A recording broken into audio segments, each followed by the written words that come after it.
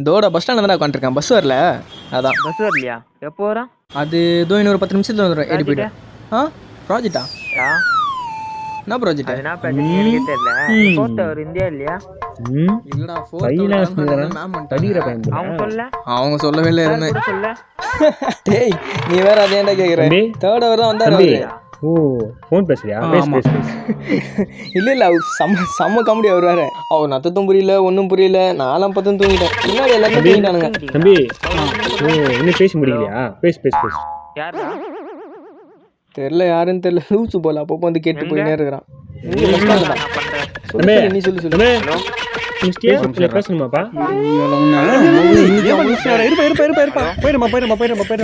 ஒழுங்கா ஓட்டு. போயிருப்பா. பக்கம் வந்தனா அவ்வளோதான்.